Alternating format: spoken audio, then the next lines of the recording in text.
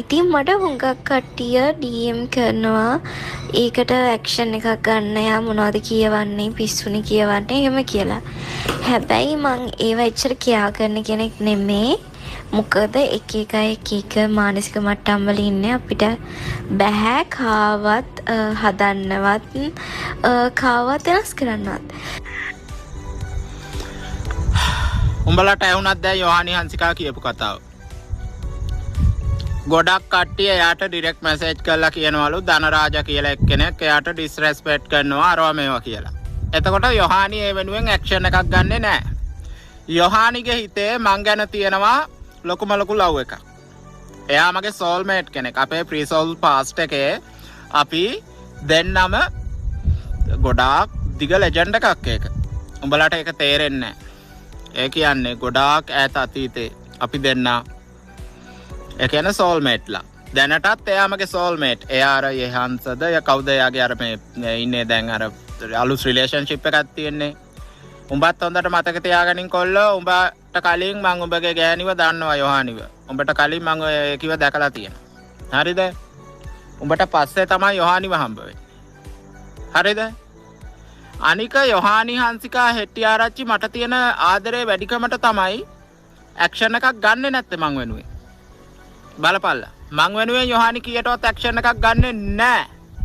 ඉතින් යොහානිට අමාරුවක් නැත්තම් මං අහන්නේ තොපිට මොකද්ද තියෙන අමාරුව? තොපිට මොකද්ද තියෙන පුකේ අමාරුව? යොහානිට කිසිම අමාරුවක් නැහැ නේ ඒක.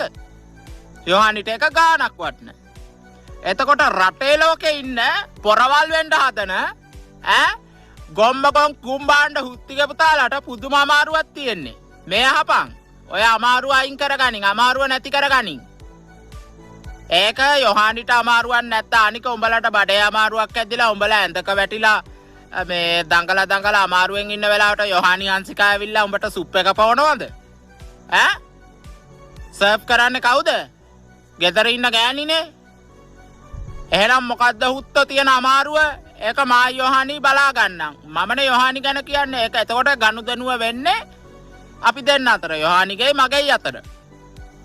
එතකොට ඒක යොහානිගේ ප්‍රයිවට් ප්‍රශ්නයක්. ඒක මගේත් ප්‍රශ්නයක්. ඒක අපි දෙන්නගේ අතර අපි දෙන්න ඒක මේ අපි කියවන විසඳ ගන්නම් කියලා උඹලා ඒවට ඉන්වෝල්ව් වෙන්න එපා. ඒකිට ඩිරෙක්ට් මැසේජ් කර අරවා මේවා කියන්න යන්න එපා. උඹලා කියනවා යොහානිට ගිහිල්ලා මේ ඇක්ෂන් එකක් ගන්නලු. යකෝ වචනයක් කිව්වා කියලා අතපය කැපෙනවද බා? මං එයාට දැන් යොහානි ඔයා හිතනවා ඇති මං ඔයාට ඩිස්රෙස්පෙක්ට් කරනවා කියලා. ඔයා මට ගොඩක් ආදරේ බවත් මං දන්නවා යොහානි. යොහානි ඔයාට ඩිස්රෙස්පෙක්ට් කළා නෑ මම කවදාවත්. ඇත්තටම මේ ඔයාට කවදාවත් ඩිස්රෙස්පෙක්ට් කළා නෑ. ඔයාට අර ඔයාගේ බියුටි එක ගැන කියද්දි ඔයාගේ කර්වි ගතිය. ඔයාගේ ස්කින් ටෝන් එක.